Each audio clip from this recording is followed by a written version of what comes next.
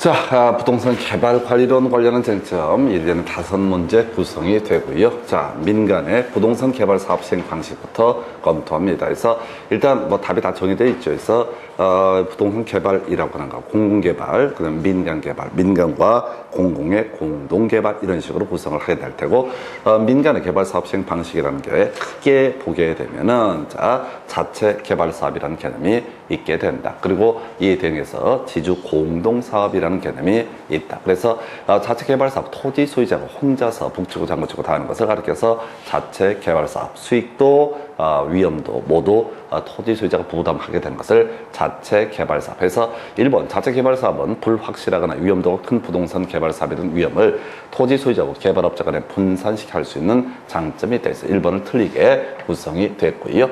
그 외에 자, 지주 공동 사업에는 신탁 방식과 수탁 방식이라는 개념이 있게 된다. 그래서 신탁 방식 형식적으로 소유권 이전하는 것을 의미하게 될 것이고, 수탁 방식은 소유권 자체가 이전되지 않는 방식을 의미하게 된다. 한편 신탁 방식은요, 자, 관리 신탁, 처분 신탁, 분양 신탁, 담보 신탁 등 이렇게 가는데, 어느 쪽이 됐든 간에 공통적인 이슈가 되는 것은 소유권 이전 등기가 이루어지는 것을 신탁 방식이라고 얘기하죠. 그래서 자, 일단은 이 컨소시엄 구성 방식 아무 필요 없는 얘기고요. 그 다음에 사업 위탁 방식 또는 수탁 방식 같은 얘기입니다. 토지 소유자, 개발업자가 사업 시행을 의뢰하고 개발업자 사업 시행에 대한 소수를 취하는 방식에서 오른편. 지주 공동 사업이라고 하는 거, 토지 소유자와 개발업자가 부동산 개발을 공동으로 시행하는 방식으로서 토지 소유자, 토지를 제공하고 개발업자 개발의 노하우를 제공해서 서로 이익을 추구한다. 이것의 유형으로서 뭐가 있다? 위탁 방식 또는 신탁 방식, 그 다음에 또 하나가 지금 이제 컨소시엄 구성 방식, 뭐 여러 가지가 있을 수가 있다. 그래서 토지 신탁형은 키워드가 형식적이나마 소유권 자체가 이전되게 된다라고 할까. 그래서 결과적으로 이 문제에서는 이제 자체 개발 사업, 지주 공동 사업, 그 다음에 지주 공동 사업의 유형으로서 바로 위탁 또는 수탁 방식이라는 것이 있겠고, 그 다음에 신탁 방식이라는 것이 있게 된다 해서 하여튼 요 정도. 그 외에도 지주 공동사업에는 대단히 많은 양식이 있는데 다 버리고 가실 주제가 되겠습니다. 해서 자, 이 문제 답은 1번으로 구성을 했고, 옛날 문제를 보니까 좀 큰 그림을 물어봤던 그런 사례, 조금 더 디테일하게 이제 하나하나 들어오게 됩니다. 그래서 민간의 부동산 개발 사업 방식 등에 관한 설명, 틀린 것을 고르시오. 해서 자체 개발 사업, 사업 시행자의 주도적인 사업 추진이 가능하지만 그 위험도 역시 자기가 떠안아야 되기 때문에 위기 관리 능력이 요구가 된다라고 할 거. 자, 오른편. 2번 보니까 끄트머리 등가 교환 방식 버릴 거죠. 3번째는 토지 신탁 방식과 사업 수탁 방식은, 자, 아까 위탁 방식이라는 용어를 썼다가 수탁 방식이라는 용어를 썼다가 혼용해 쓰고 있습니다. 소유권 이전하고 사업 주체가 토지 소유자가 된다는 점에서 동일하다라고 해서 이걸 틀리게 구성을 했었고요. 신탁 방식만 소유권 이전의 문제가 발생한다. 그 다음에 4번 컨소시엄 구성 방식, 5번에 분양금 공사비 지급형 사업 방식에서 이게 다 쓸데없는 소리에 해서 2번, 4번, 5번 이런 것들이 흔들어주는 지문에 전형이 되게 된다. 그래서 자, 이렇게 해서 답은 3번으로 구성을 했었고요. 그 다음 검토 드릴 주제 이렇게 되어 있습니다. 자, 부동산 개발 시행 방식에 관한 설명 중 기형위원회에 해당하는 것은 해서 토지 소유자가 소유권을 유지한 채 개발업자에게 사업 시행을 맡기고 개발업자 사업 시행에 따른 수수료를 받는 방식, 위탁 방식 또는 수탁 방식이라는 용어를 쓰게 된다. 두 번째, 토지 소유자로부터 형식적으로 소유권을 이전받은 신탁 회사가 있어 소유권 이전이라고 하는 거 신탁 방식에 해당이 되게 된다 해서 답은 2번으로 구성을 하게 됩니다. 그래서 보시다시피 항상 문제가 다 똑같아. 신탁 방식은 소유권 이전, 수탁이나 위탁 방식은 소유권이 이전되지 않는다라고 할 것. 그 다음 문제 가서 확인을 하겠습니다. 자, 부동산 신탁에 관한 설명, 틀린 것을 고르시오서 신탁에 있어서 당사자는 부동산 소유자인 위탁자와 신탁사인 수탁자, 그 다음에 수익을 받게 되는 수익자로 구성이 돼 있다 해서 뭐 수익자는 있을 수 있고 없을 수도 있다. 자, 2번 관리 관리 신탁 제일 뒤에 봐야 되죠. 그래서 개론 같은 경우도 이제 주어가 제일 뒤에 숨어 있는 경우가 간간히 있습니다. 그래서 관리 신탁, 부동산의 소유권 관리, 그 다음에 건물의 수선 및 유지, 임대차 관리 등 관리 업무를 신탁회사가 수행하는 것을 말한다 해서 오른편 구성을 하고 있고요. 3번 처분 신탁 점점점 해서 처분 방법이나 절차가 까다로운 부동산에 대한 처분 업무, 처분 완료 시까지 관리 업무를 신탁회사가 수행하는 것. 4번 관리 신탁에 의한 경우 소유권 이전 없이라고 해서 자, 요걸 이제 틀리게 구성을 해서 30회 때 나왔던 문제에서 우리가 사실은 이제 관리 신탁이라든가 처분 신탁 요런 내용들 쭉 얘기를 해 감에 있어서 자, 자세한 내용을 알 수가 없어요. 그러나 핵심 이슈가 되는 것은 형식적으로 소유권이 이전되게 된다. 분양 신탁이라고 하는 거. 자, 이게 분양을 하는 거예요. 그래서 분양을 하는 것을 분양 신탁, 담보 신탁은요 수익 증서라고 하는 것을 부여하는 방식을 통해서 그것도 역시 소유권 이전은 전제가 되게 된다 해서 종류 4가지 관리 신탁, 처분 신탁, 분양 신탁, 그 다음에 담보 신탁까지 이렇게 봤었죠. 그래서 답은 4번. 그래서 자, 이거 30회 때 새롭게 나온 문제이기는 하지만은 어차피 소유권 이전 되느냐 되지 않느냐 이걸 갖고 쟁점을 삼아냈다라고 할 것. 그 다음 문제 가서 확인을 하게 됩니다. 자, 역시 자, 지금 30회 때 문제 보셨고 자, 부동산 개발 사업에 관한 설명 틀린 것을 고르시오에서 30회 때 나왔던 거. 프로젝트 파이낸싱은 예상되는 재반 위험을 프로젝트 회사와 이해 당사자 간의 계약에 의해서 적절하게 배분하게 된다라고 해서 오른편 구성을 하고 있습니다. 그래서 PF, 보통 금융론에서 논의했던 주제죠. 자, 부동산 소유자가 소유권을 신탁회사로 이전하고 신탁회사로부터 수익증권을 교부받아서 수익증권을 담보로 금융기관에서 대출을 받는 것을 이름하여 담보신탁에서 담보로 금융기관에 대출을 받는다. 이걸 담보신탁이라고 하는 거에서 토지신탁이라는 건 따로 없어요. 그래서 일단은 자, 종류 가지고 구성을 하고 있습니다. 약간 요거 난이도가 올라갔었죠. 그래서 어찌됐든 다시 갑시다. 자, 관리신탁, 처분신탁, 분양신탁, 담보신탁이라고 하는 거. 그래서 답은 2번 뽑았고요. 자, 도시개발 법령상 도시개발 사업 시행 방식에는 환지 수용, 그 다음에 혼용 방식 등이 있다. 지자체와 민간 기업이 합동으로 개발한 방식에는 민간 합동 개발 사업에 해당한다. 도시개발 법령상 도시개발 사업이라고 하는 거 단지 또 시가지를 조성하는 사업을 말한다 라고 해서 자, 앞으로 이제 예상될 수 있는 것이 도시개발 사업에서 시행 방식 얘기 앞으로 31회 때쯤 예상이 되게 됩니다. 그래서 물론 그때 답은 거의 지금까지 문제 구상하는 패턴을 보게 되면 다 환지 방식을 가지고 주로 논의를 삼게 되죠. 그래서 자, 이렇게 해서 답은 2번으로 구성을 했던 사례 해서 이렇게 살펴보셨고요. 그 다음에 이제 검토 드릴 주제. 자, 바로 부동산 개발에 관한 설명. 옳은 것을 고르셔서 공공개발, 1섹터 개발이라 부르고 공적인 주체가 하는 개발. 1번 중요치 않고요. 2번 BTL, BTO, BOT, BO 해서 자, 요건 이제 영문 순서 그대로 나열이 되어 있는 거를 확인해 보는 방식이라 해서 자, 시험 문제 구성할 때 BTL하고 항상 build, transfer, with 이런 식으로 써주게 됩니다. 그래서 먼저 준공이라고 하는 게 B라고 하는 거, transfer, 소유권을 이전해 주게 된다라고 할 것. 그 다음에 뭐가 들어가야 돼? with, 임대라는 말이 들어가야 된다. 근데 그런 말 없으니까 2번 지문은 틀리게 된 것이다. 문제 핵심 이슈는 순서대로 나열이 되어 있는 것을 검토하는 것이다. 해서 2번 틀렸고요. 3번 BTO, build, transfer, operate 해서 build, 준공한다라는 표현 들어가게 될 테고 소유권을 국가지자체에 이전 또는 귀속 같은 용어를 쓰게 됩니다. 그 다음에 이제 임대 들어가면 안 되죠. 운영한다 이런 말이 들어가야 돼. 그래서 얘는 틀리게 구성이 됐다라고 할 것. BOT 방식, Build, Operate, Transfer라고 해서 준공이라고 하는 거. 그 다음에 국가지자체의 귀속, T자 들어가 있네요. 그 다음에 운영권 해서 이건 굳이 하면 BTO 정도의 개념으로 해석할 수 있다.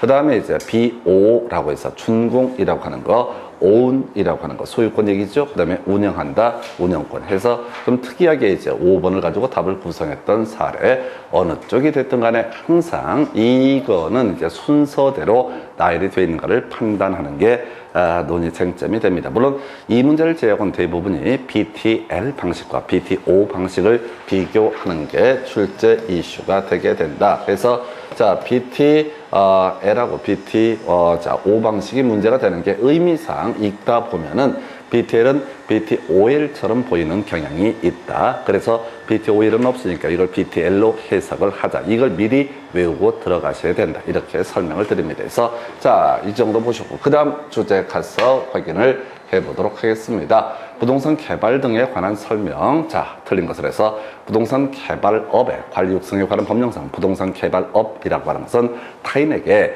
공익을 목적으로 부동산을 개발 수행하는 업을 말한다 해서 전혀 알 수 없는 얘기, 뜬금 얘기입니다.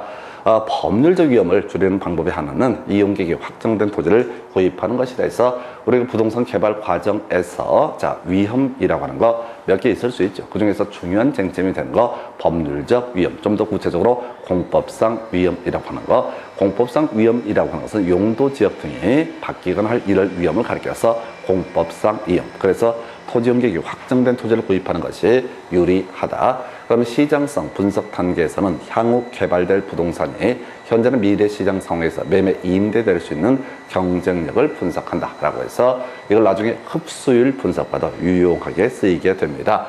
자, 토지 신탁 방식은 키워드 소유권을 이전하다라고 이렇게 가야 되죠. 그래서 옳은 표현. 그럼 BTO 방식은 민간이 개발한 소유권을 준공과 동시에 공공에 귀속시키고 해서 B 들어가 있고 T 들어가 있고요.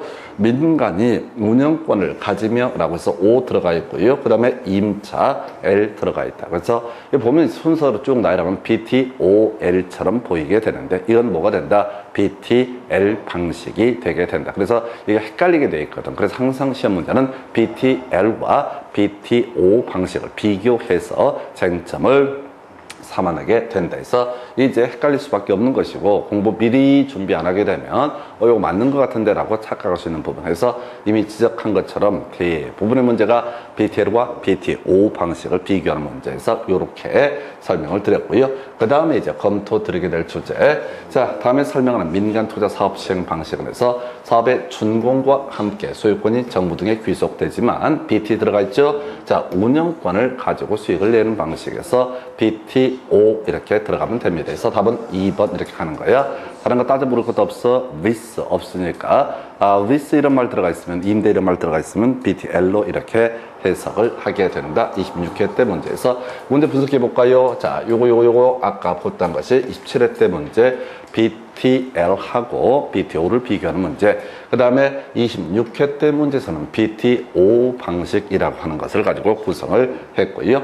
그 다음에 이제 또 검토 드리게 될 주제가 이제 28회 문제 두 개를 짬뽕을 해놨습니다. 그래서 다음에 설명하는 사회기반시설에 관한 민간 투자 방식, 자, 올바르게 고르시오 해서 준공과 동시에 소유권이 국가지자체에 귀속된다. BT까지 나와 있고요. 그 다음에 운영권을 인정을 하되 끄트머리 바로 임차하여 사용하는 방식에서 기업번은 BTOL처럼 보이게 되는데 이건 그냥 뭐가 된다? BTL 방식이 되게 된다라고 하는 거에서 기업번은 라와 연계가 되어 있다. 니은번 사회기반시설의 준공과 동시에 해당 시설의 소유권이 국가지자체에 귀속되며 준공 들어가 있고요. 그 귀속 들어가 있습니다. 그리고 운영권에서 이게 뭐가 된다? BTO 방식이 되게 된다. 그래서 기억은 라, 니은은 마라고 이렇게 하는 거에서 답은 4번으로 구성합니다. 그럼 보다시피 대부분이 다 BTL, BTO 이것만 계속해서 비교해서 내고 있다라고 하는 거. 이게 미리 외우고 들어가니까 이 문제를 푸는 거지. 그냥 읽다 보면 개판돼 버립니다. 그래서 왜냐면 기업번 자체가 BTO처럼 얼핏 보면 보이거든. 그럼 니은도 BTO가 되고 그러면 이제 어쩔 줄 모르는 거지 해서 1분 안에 체크를 해야 되는데 이게 미리 마음의 준비를 하지 않게 되면 아사리판이 되게 된다라고 할 거에서 답은 4번. 그 다음 문제 가서 확인을 해보겠습니다. 자, 토지 취득 방식에 따른 개발 방식 분류할 때 다음에 설명하는 개발 방식은 26회 때 구성됐고요. 아마도 31회 때 유력한 문제가 이 문제가 아닌가 싶습니다. 그래서 환지 방식이라고 하는 거. 자, 다른 거 필요 없고요. 그냥 환지 방식에서 우리가 수용 방식과 환지 방식과 혼용 방식이 있었죠. 그래서 도시개발법이라는 공법 파트를 가서 공부하다 보면 수용 방식이라고 하는 것은 키워드 뭐가 된다? 계획적이라는 표현 들어가면 어떻다? 수용 방식. 자, 그 다음에 환지 방식이라고 하는 것은 대지라든가 지가 이런 표현 들어가면 어떻다? 환지 방식. 그리고 혼용 방식은 얻어다 섞어 쓰는 방식을 혼용 방식이라고 정의를 한다. 이렇게 미리 외워두셔야 돼. 그래서 이 파트는 수용 방식은 내기가 좀 곤란해요. 또는 모르지. 아예 자 각각의 시행 방식을 올바르게 연결한 것은 이렇게 나올 수도 있을 겁니다. 그래서 계획적 들어가면 수용 방식, 대지나 지가 이런 표현 들어가면 환지 방식이라고 하는 거, 요렇게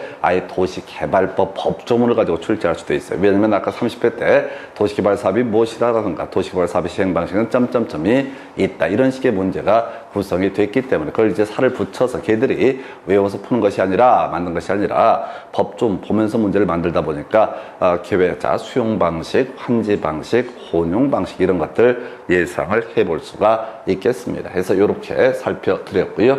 그 다음에 이제 검토 드리게 될 주제, 자 정비 사업의 시행 방식에서 정비 사업에서 우리가 이제 주거 환경 개선, 재개발, 재건축 이렇게 뼈대를 잡게 되지요. 그래서 자 주거 환경 개선 사업 저단 이렇게 갔었죠. 그래서 저소득 단독이라고 하는 거, 재개발은 열상, 열악이나 상업지역, 재건축은 양호라고 해서 정비법에서 제일 달동네 정확하게 외우셔야 됩니다. 주거 환경 관리 아니고요. 주거 환경 개선 사업이라고 하는 거. 그 다음에 두 번째가 뭐가 된다? 재개발이라고 하는 거. 세 번째가 재건축이라고 하는 것이 되게 된다. 그래서 자, 주거 환경 개선, 저단, 재개발은 열상, 재건축은 양호라고 해서 여기 보니까 단 들어가 있다. 그래서 주거 환경 개선 사업. 이것도 쉬워 보이는 게 아니야. 1번이다 주거 환경 관리 사업 이렇게 해서 흔들어 주게 됩니다. 어설프게 공부하게 되면 작살나게 돼 있어요. 그래서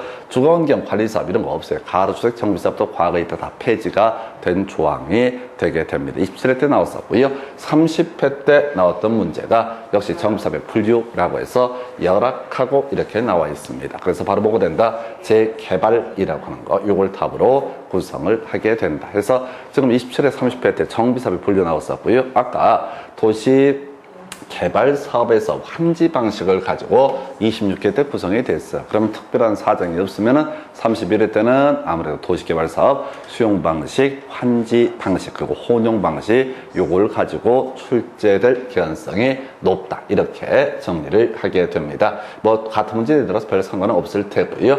그 다음에 이제 도시개발 개발 사업의 절차 등에 관한 주제 가지고 볼까요? 자, 이게 지금 26회 때 특이했던 문제로 구성이 돼 있었죠. 그래서 자, 이 부동산 개발의 과정이라고 하는 거. 제일 먼저 사업 구상, 아이디어 단계라고 하는 것이 첫 번째 단계가 되게 된다. 그래서 이거 예비적 타당성 분석 이런 과정 거쳐야 되고요. 그 다음에 이제 어느 정도 돈이 되겠다라고 판단되게 되면은 사업 부지 확보, 그리고 본격적으로 타당성 분석을 하게 될 것이다 라고 할 것, 이렇게 되어 있고요. 그 다음에 이제 지금 마지막에 건설, 그리고 이제 여기다가 살을 붙이면 분양, 마케팅에 관한 것들도 하나의 이슈가 되게 된다. 그래서 자, 답은 1번으로 이제 구성을 했던 사례가 되겠습니다. 그래서 하여튼 이 문제는 특이하게 냈던 문제, 26회 때 문제에서 그동안 다뤄지지 않았던 좀 독특한 형태의 문제로 평가를 하게 된다. 그 다음 문제 가서 확인을 해 보도록 하겠습니다.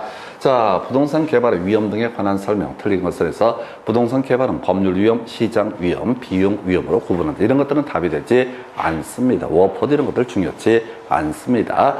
자, 부동산 개발 사업의 추진에는 많은 시간이 소요되므로 자, 개발 사업 기간 동안 다양한 시장 위험에 노출되게 된다. 그래서 위험의 한 유형의 시장 위험 큰 의미 없고요. 그저 이 파트에서 출제 쟁점 법률 위험 그리고 공법상 위험이라고 하는 게 논의의 쟁점이 되게 된다. 3번 부동산 개발 사업의 진행 과정에서 행정의 변화에 따른 사업의 인허가 지연 위험이라고 하는 거, 시행사, 시공사가 스스로 관리할 수 있는 위험에 해당한다 해서 뒤에서 한번 정리하겠지만, 자, 우리가 이제 관리할 수 있는 위험은 부실공사에 따른 하자담보 위험, 이것만 관리할 수 있는 위험이고 나머지 모두 다 관리할 수 없는, 통제할 수 없는 위험에 해당이 된다. 그 다음에 이제 이미 나왔던 지문이죠. 법률 위험을 최소화하기 위해서는 이용객이 확정된 토지를 구입하는 것이 유리하다. 예측하기 어려운 시장의 불확실성, 시장 위험 요인이 된다. 큰 의미는 없습니다. 해서 자, 위험 얘기 세 가지로 구분을 하게 됐죠. 그 중에 하나가 법률적 위험이라고 하는 것 중에서 공법상 위험이라고 하는 거, 공법상 위험을 피하기 위해서는 바로 이용계획이 확정된 토지를 구입하는 것이 유리하다, 이런 의미. 그 다음에 이슈가 될 수 있는 게 관리할 수 있는 위험, 통제할 수 있는 위험과 통제할 수 없는 위험에서 관리할 수 있는 위험이라고 하면 딱 한 가지, 부실공사에 따른 하자 담보 책임, 부실공사 요것만 통제할 수 있고 나머지 다 통제할 수 없다. 그 외 마지막이에요. 자, 어떤 개발 과정에서 긍정적 요인, 부정적 요인, 이렇게 두 가지를 비교하는 것. 크게 세 가지가 출제 이슈. 그래서 자, 28회 때 나왔던 주제, 관리할 수 있는 위험, 통제할 수 있는 위험, 부실공사에 따른 하자 담보 위험만 어떻다, 관리 통제할 수 있다, 이렇게 가게 됩니다. 해서 요거 틀리게 구성이 됐었고요. 그 다음 문제 가서 확인을 해보도록 합니다. 자, 검토를 해보게 되면요, 이랬습니다. 자, 입지 개수라는 문제가 나와 있어요. 계산 문제 형태가 되겠고, 과거에 한참 유행하다가 요즘엔 좀 출제민도가 떨어졌던 주제. 그리고 자, 전체분의 일부라고 하는 거, 이걸 머릿속으로 생각을 해야 돼. 그냥 뭐 그 표를 읽는다고 해서 해결되는 게 아니라, 자, 입지계수, 이 도시의 주된 특성이 뭐냐라고 하는 거, 입지계수는 뭐라고요? 전체분의 일부라는 개념이 세팅이 돼야 된다. 전체분의 일부라는 거. 그래서 지금 X산업의 입지계수를 구하시오라고 했을 때, 자, 전체가 어디 있어? 6,250. X산업이 뭐가 돼? 전국에서 X산업이 3,350. 그래서 원래 이제 A도시의 X산업의 입지계수를 구하시오 하면 원래 공식은 6,250분의 3,350. 그리고 나서 A도시 전체 인구수 1,000분의 그 다음에 400이라고 이런 식으로 해서 A도시 입지계수를 구하게 된다. 그래서 이거 이제 X산업의 입지계수만 얘기를 하고 있으니까 아예 이 값을 미리 구해놓고 나서 계산을 또 어떻게 하면 된다고요? 400 나누기 600 나누기 요 계산한 값을 그대로 나눠주게 되면 그게 A도시의 X산업의 입지계수가 되게 된다. 자, B도시의 X산업의 입지계수라고 하는 거 2,000분의 1,200이니까 1,200 나누기 2,000 나누기 그리고 미리 구해놨던 6,250분의 3,350이라고 하는 거. 세 번째, C도시의 X산업의 입지계수. 자, 1,150분의 650. 이게 이제 하나의 값이 될 테고, 나머지, 그래서 650 나누기 1,150하고, 아까 미리 구해놨던 3,350 나누기 6,250이라는 값을 나누어주게 되면 된다. 나머지도 같은 구조로 가게 됩니다. 그래서 이게요, 자, 1분 안에 풀 수 있는 문제예요. 근데 하나하나, 이렇게 미리 준비를 해야 되는 거야. 그래서 전체 입지계수를 미리 구해둔다라고 하는 것이 전체 분모값을 미리 계산을 해서 뽑아주게 된다. 요것만 개념을 잡아내게 되면 이게 1분 안에 충분히 문제를 푸실 수가 있는 문제가 되게 됩니다. 27회 때 구성이 됐었고요. 뭐 답은 한번 연습해 보시고 그 다음에 이제 검토 드리게 될 주제는요. 자, 조금 문제 난이도를 올렸던 그런 사례가 됩니다. 그래서 한 도시만 하나의 X산업만 가지고 얘기를 하는 것이 아니라 나머지 내용을 가지고 또 얘기를 하죠. 그래서 자, 지금 보니까 A지역의 X산업과 B지역의 Y산업의 입지계수를 올바르게 계산한 것. 자, 이것도 이제 전체분의 일부라고 되어 있죠. 그래서 전국의 X산업의 고용자 수라고 하는 것이 뭐가 된다? 240. 전국의 전체 고용자 수 400. 그럼 이제 수식만 쓸게. A지역의 X산업의 입지계수라고 하는 것은 400분의 240이 되게 될 테고 A지역의 전체 고용자 수가 얼마? 200이 되게 될 테고 A지역의 X산업의 입지계수, X산업이라고 하는 것이 바로 얼마? 100 이렇게 가게 되죠. 그래서 요 수것을 계산하면 A지역의 X산업의 입지계수가 되게 된다. 이렇게 이제 가게 됩니다. 근데 B지역에서는 Y산업의 입지계수라고 되어 있어요. 그럼 이제 수식을 좀 달리 가야 되지. 전국의 전체 고용자 수 분의 전국의 Y산업의 고용자 수라고 하는 것을 봐야 되죠. 그래서 얼마? 160명 이렇게 가게 됩니다. 그리고 이제 B지역의 전체 고용자 수라고 하는 것이 얼마? 200명이라고 하는 것이 되게 될 것이고 B지역의 Y산업의 고용자 수라고 하는 거 해서 얼마? 60명 이렇게 가게 됩니다. 이게 이제 이 값이 해서 이게 이제 전체분의 일부다. 이것만 세팅이 돼 있으면 이렇게 난이도 이제 X산업 하나만 갖고 얘기하는 게 아니라 Y산업까지 가더라도 1분 안에 누구나 다 풀 수가 있습니다. 다만 얘는 이제 자 하나는 X산업, 하나는 Y산업이니까 하나하나 다 계산을 해주긴 해야 된다. 근데 지금 이제 문제를 두 가지를 분석을 하게 되면은 앞에 문제의 경우 모두 X산업의 입지 개수만 가지고 논의를 하기 때문에 밑에 뒤에 분모값을 미리 계산해 줄 걸 다 알고 있는 거야. 그러니까 4개를 계산을 해봐. 이런 식의 문제 구성이 되게 되는 것이고, 그 다음에 얘는 미리 전체 분모값을 계산할 수 없는 그런 상태가 되기 때문에 대신 2개만 계산을 해라. 이게 출제위원들이 나름대로 짠 거 겁나 굴려가지고 만들어서 출제한 그런 출제 패턴이 되겠습니다. 그래서 결국 이제 계산 문제라고 하는 것들, 계산 문제란 말은 거의 이제 써먹기도 민망할 노릇인데 대부분이 계산 문제는 공식 문제로 해석을 하게 되죠. 그래서 결국은 미리 준비하셔야 될 입지 개수라고 하는 거, 전체분의 일부라고 하는 거, 전체분의 일부라고 하는 거, 이게 입지 개수라고 합니다. 그래서 비교해서 보면은 이게 27회 때, 30회 때 이런 식으로 구성이 됐습니다. 뭐 31회 때 나올지 안 나올지는 모르겠지만은 또 아까 27회 때 같은 문제 유형으로 또 구성을 해볼 수도 있겠죠. 그래서 27회 때 같은 문제를 던지면서 다른 것들을 다 빼버리고 입지 개수 큰 것부터 작은 순서로 연결하시오. 이런 식의 문제들 충분하게 예상을 해보겠습니다. 해서 요렇게 해서 입지 개수 어렵지 않아요. 지금 계산 문제 중에서 시장론 파트에서 논의했던 것은 정보의 가치라고 하는 거, 밸류, 소멸 법칙, 그 다음에 허페, 상권 분석 모형 이런 것들이 계산 문제 유형이 되게 될 것이고, 그 다음에 개발 관리론 파트에서는 일단은 지금 이슈가 되게 되는 것이 EI, 입지 개수라고 하는 거. 나머지는 뭐 계산 문제가 없습니다. 그래서 이렇게 해서요 27회 30회 때 문제 패턴 설명을 드렸고요. 그 다음에 이제 검토 드리게 될 게 부동산 개발 사업 시 분석할 내용 등에 관한 설명, 틀린 것은 해서 민감도 분석이라고 하는 거. 자, 이걸 틀리게 뽑았다. 그래서 시장에 공급된 부동산이 시장에서 일정 기간 동안 소비되는 비율을 조사해서 해당 부동산 시장의 추세를 파악하는 거, 민감도 분석이 아니라 흡수율 분석이라고 해서 자, 흡수율 분석이라는 개념이 나오게 되죠. 그래서 이 개발 관리론 파트에서는 소위 흡수율 분석이라고 해서 내가 만들 원룸이라고 하는 것이 시장에 얼마나 먹힐 것인가, 과거의 추세를 파악해서 미래 흡수율을 분석하기 위한 것으로서 흡수율 분석이라는 개념이 있고, 민감도 분석이라고 하는 것은 위험을 측정하는 방법 중에 하나, 투자론 파트에서 위험을 측정하는 방법이 민감도 분석이다 해서 자, 이게 두 개에서 비교할 건 아니고 흡수율 분석이라는 개념 좀 어렵게 이제 구성이 됐습니다. 그래서 위험을 측정하고요. 그 다음에 또 하나가 미래의 흡수율을 파악하기 위한 수단에서 1번을 틀리게 뽑아냈었고요.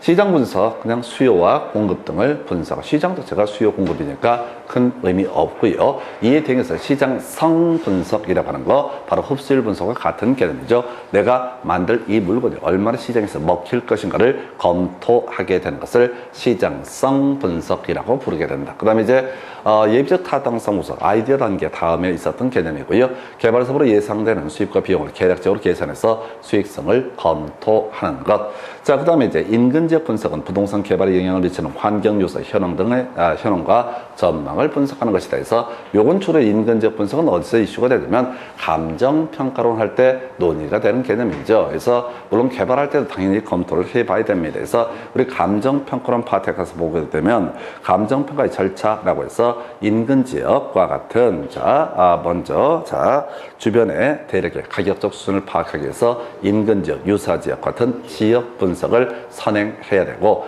감정 평가할 때 지역 분석 선행하고 나서 그 다음 단계에서 뭘 한다? 개별 분석이라고 하는 것을 하게 된다. 그래서 지역 분석 다음에 뭐가 있다? 개별 분석이 있게 된다. 이렇게 이제 그림을 봤었죠. 그래서 이때 지역 분석은 두 가지로 갔었죠. 그 부동산이 속한 지역을 가리켜서 뭐라고 그런다? 인근 지역이라고 부르게 될 것이고, 이에 대해서 그 부동산이 속하지 아니한 지역을 가리켜서 유사 지역이라고 정의를 하게 된다. 출제 이슈, 인근 지역에서는 지역 요인을 공유하는 지역, 이런 식의 표현들을 썼던 바가 있습니다. 이걸 가지고 최근에 이제 개별 요인을 공유하는 지역에서 틀리게 나왔던 적도 있어요. 그래서 얘는 이제 사실은 조금 이제 거리가 있는 것이고요. 어찌됐든 간에 지금 이 문제 답은 1번에서 25회 때 나왔던 문제, 그리고 26회 때 이걸 가지고 퉁쳐가지고 개발 사업의 절차 등을 뭐 순서대로 나열하시오. 이런 식의 문제가 아까 구성이 됐던 바가 있습니다. 그래서 자, 이 문제 답은 1번으로 구성을 해놓은 사례가 되게 될 것이고요. 그 다음 문제 가서 볼까요? 자, 어떤 재개발 또는 자, 재건축 또 아파트 개발 사업 등에 있어서 긍정적 요인, 부정적 요인에서 여기서는 용어에 관한 부분이죠. 용적률의 할증이라고는 좋은 일이다 라고 하는 거, 그 다음에 기부 체납의 감소라는 것도 역시 좋은 일이다. 이 정도의 개념 이렇게 봐야 되고요.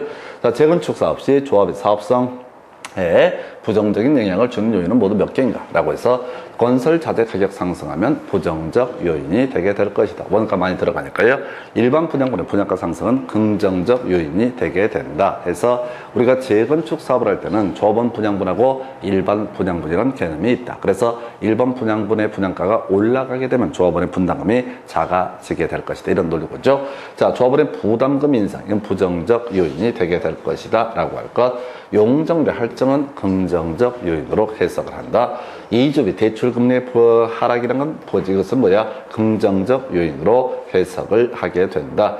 공사기간의 연장 부정적 요인에 해당된다. 기부체납의 증가 역시 어떻다? 부정적 요인. 하나, 둘, 셋, 넷 해서 답은 3번으로 구성을 하게 된다. 이런 문제들이 자, 어떻게 보면 그냥 배경 지식의 유무에 관련된 부분인데 어찌 보면 너무 쉽고 어떤 사람은 상당히 어렵게 받아들여지는 부분에서 용어, 용적률이라고 하는 거 위로 쌓아 올릴 수 있는 비율을 의미하게 될 것이다. 그럼 기부체납이라고 하는 거 아파트 같은 거 지을 때요 지자체에서 토해내라고 얘기합니다. 그래서 주택법에서는 부당한 기부체납은 허용되지 않는다. 이렇게 법에서도 선언을 해놓고 있다. 그래서 이렇게 보셨고요. 그 다음 비슷한 문제 하나 또 구성이 됐었죠. 지금 이제 29회 때 나왔던 문제. 그래서 아파트 개발 사업을 추진하고 있는 사업 시행사의 사업성에 긍정적 영향을 주는 요인은 모두 몇 개인가 해서 기간 연장은 부정적 요인이 될 것이다. 그 다음에 대출 이자율의 상승은 어떤 의미가 됐든 간에 부정적 요인이 되겠죠. 그래서 이자율이 상승하게 되면 이게 입자 뭐죠? 분양받고자 하는 사람이 그만큼 줄어들게 될 것이다 라고 할 것. 초기 분양률의 저조에서 나눠서 분양하는데 초기 분양률 저조는 당연히 부정적 요인이 될 것이다. 용적률의 증가 긍정적 요인이 된다. 매수의 정 사업부지 가격의 상승 부정적 요인 해서 요게 이제 어려워요. 한 개밖에 없습니다. 이런 게 이제 되게 까다로워. 한 두 개쯤 있으면 참 좋을 것 같은데 딸랑 한 개 하게 되면 사람들이 이상하게 받아들여요. 그래서 이 기출문제의 특징 중에 하나가 이런 거예요. 그래서 보통 예상문제나 뭐 이런 것들을 보게 되면 꼭 5개 중에서 2개, 3개 이런 식으로 이제 보통 구성하는 게 출제 기술인데 기출문제의 특징 중에 하나 딸랑 하나 이런 경우 또 0개 이런 경우도 존재할 수 있습니다. 그냥 어차피 확률의 문제는 똑같아요. 확률의 문제. 그래서 만약에 이걸 이제 용적률의 감사, 할인, 뭐 감소 이렇게 해놓고 0, 1, 2, 3, 4 이렇게 뽑아내는 경우도 존재할 수 있다. 그런데 이제 또 이제 오랫동안 그 학교나 이런 교육에서 받는 거에 뭐죠? 습관이 되다 보니까 전체 없음 이런 것들 나오게 되면 당황을 해. 그래서 우리 경제론 파트에서 작년에 이제 나왔던 문제 중에 그런 거 있었잖아요. 뭐 아파트 가격이 상승하고 소득이 증가하고 3%씩 또 그다음에 대체재 가격이 뭐 상승하고 등등 했을 때 전체 수요량의 변화율은 자 변동 없음 이걸 답으로 뽑았던 케이스. 그래서 사람들이 어차피 계산을 해야 되는 찍을 때 어차피 계산 못하니까 찍는 건데 그것을 어떻게 하냐면 뭔가 변화가 있을 거라고 선입관을 가지고 나오게 된다. 그래서 그건 실력으로 풀어야 되는데 이것도 마찬가지 구조가 되겠습니다. 그래서 자 이렇게 해서 이제 긍정적 요인, 부정적 요인이라는 개념을 보셨고요. 우리 요약집 가지고 간단하게 한번 체크하고 나서 다음 주제 확인해 드리겠습니다. 자 그래서 19페이지 자 민간 개발부터 바로 가도록 합니다. 그래서 자체 개발 사업과 지주 공동 사업이라고 하는 개념이 있다. 자 그래서 제일 처음에 24회 때 나왔던 것이 자체 개발 사업 이런 걸 갖고 답을 뽑았고요. 그 다음에 지주 공동 사업의 유형으로서 수탁 방식과 신탁 방식이 있다. 그래서 수탁 방식은 소유권 이전 안 되는 것이고 신탁 방식은 소유권이 이전되는 것이다. 그 다음 편 작년에 두 문제 나왔죠. 관리 신탁, 처분 신탁, 분양 신탁, 그 다음에 담보 신탁이라고 해서 용어의 정의 해서 결과적으로 신탁 방식은 따로 얘기를 하지 않더라도 형식적으로 소유권 자체가 이전되는 것을 의미하게 된다. 이렇게 그림을 잡아야겠고요. 자, 담보신탁과 관리신탁 관련해서 관리신탁에서 소유권이 이전되지 않는다. 이런 얘기에서 틀리게 뽑았었고요. 그 다음에 이제 담보신탁에서 이걸 용어의 적이 토지신탁 이런 용어를 써서 틀리게 구성을 했었다라고. 객체에 관한 문제가 아니라 이 수탁자가 이걸 어떻게 활용을 할 것이냐, 관리를 하느냐, 처분하느냐, 분양을 하느냐, 또는 수익증권을 교부하느냐 이런 얘기를 가지고 보셨고요. 다음 페이지 가서 이제 공공과 민간의 공동 개발이라고 해서 대부분 문제가 BTL, BTO라고 하는 것을 중심으로 구성이 되고 있다. 25회 때인가 BO가 나오긴 했지만은 이건 어차피 순서, 특히 BTL 방식은 BTOL 방식 이렇게 해석을 해 주십사라고 설명을 드렸습니다. 그럼 도시개발 사업 시행 방식, 자 이게 이제 26회 때인가 환지 방식 갖고 답을 뽑았는데 수용 방식, 계획적, 자 환지 방식, 대지, 그 다음에 지가라고 하는 거, 혼용 방식, 섞어서 하는 방식을 혼용 방식. 그래서 지금 27회, 30회 때 정비사업의 분류가 나왔고 26회 때 환지 방식 나왔습니다. 그럼 31회 때 나올 가능성이 높은 것은 바로 도시개발사업의 시행 방식이라고 하는 거, 이걸 쟁점으로 삼을 수가 있겠다. 그 다음에 정비사업이라고 하는 거 달동네 그려놓고요. 자 이렇게 갔었죠. 주거 환경 개선, 재개발, 재건축에서 제일 위가 저단이라고 하는 거, 저소득 단도. 그 다음에 재개발은 열상, 열악하고 상업지역, 재건축은 양호라고 하는 거 이렇게 보셨고, 그 다음 교재 21페이지. 자 부동산 개발의 위험 관련해서 법률적 위험, 시장 위험, 비용 위험 등이 있게 되는데, 일단 어찌됐든 과거에 전통적으로 이슈가 됐던 건 법률 위험이라고 하는 거, 이거 종료 외우려고 하시면 안 돼. 나중에 투자론에서 문제가 되는 게 사업상 위험이라고 하는 거, 금융적 위험이라고 하는 거, 유동성 위험에서 사금유라고 하는 것이 바로 투자론에서 위험의 분류. 그래서 여기서 사업상 위험 모르겠고 금융적 위험이라고 하는 것은 대출 받아서 부동산 투자했을 때 금리 상승에 따라 발생하는 위험을 금융적 위험이라고 부르게 되는데, 유동성 위험은 이게 이제 고가성이 있기 때문에 자 금매에서 이 가격이 좀 낮게 팔릴 위험, 이걸 우리가 유동성 위험, 그것만 외우는 거야. 사금유만 외우면 되고, 이 개발론에서 위험이라는 건 뭐 시장 위험, 비용 위험, 법률적 위험 이렇게 구분하게 되는데 이걸 외우지 말라고요. 두 개 하면 개판돼 버리니까 출제 비중이 낮아. 법률적 위험만, 그 중에서 공법상 위험만 논의 쟁점. 그 다음에 관리 가능성 관련해서 부실공사에 따른 하자담보 위험, 요거 이제 준비하셔야 돼. 요거 제외하고 나머지는 다 어떻다? 바로 관리할 수 없는 위험, 통제할 수 없는 위험에 해당된다. 이게 27회 때가 나왔었거든요. 그래서 지금 나올 때가 됐어. 그 다음에 이제 재건축 사업 등에서 긍정 요인과 부정 요인 해서 나머지는 별 쟁점 안 되고요. 바로 용적률의 증가, 할증이라고 하는 것은 긍정적 요인이다. 기부채널의 감소라고 하는 것도 다 긍정적 요인. 나머지는 전반적인 배경을 가지고 이해를 하셔야 될 주제를 개별적으로 외울 건 아니고요. 이해가 안 되면 계속 외우시면 됩니다. 자, 그 다음에 이제 입지 계수, 키워드 뭐라고요? 전체분의 일부라고 하는 거. 이 복잡 다단했던 공식이 외워집니다. 그래서 7년 동안 2번 구성이 됐고요. 어찌됐든 간에 입지 계수, 전체분의 일부. 그래서 자, 예를 들어서 A도시의 X산업의 입지 계수를 구하시오라고 이렇게 전제가 되게 되면 전국의 전체 고용자 수분의 전국의 X산업의 고용자 수, 분자값은요, A지역의 전체 고용자 수분의 A지역의 X산업의 고용자 수라고 하는 거. 만약에 B지역의 Y산업의 고용자 수를 구하시오, 입지 계수를 구하시오라고 이렇게 부르게 되면 전국의 전체 고용자 수분의 Y산업의, 전국의 Y산업의 고용자 수가 분모값이 될 테고, 분자값은 B도시의 전체 고용자 수분의 B도시의 Y산업의 고용자 수라고 하는 거, 이렇게 해석을 하게 된다 해서 입지계수 보셨고요. 그 다음에 아까 민감도 분석이라고 해서 틀리게 나왔던 거 흡수율 분석이라고 해서 내가 원룸 사업을 하고자 한다라고 했을 때 과거 이 동네에서 원룸 사업을 했던 사람이 얼마나 물건을 잘 팔아먹었는가, 과거의 추세를 파악해서 미래 흡수율을 파악하기 위한 수단을 흡수율 분석이라고 정의를 하게 된다 해서 여기까지가 개발론 관련한 주요 쟁점. 잠시 끝났다가 마케팅 관리 얘기 검토합니다.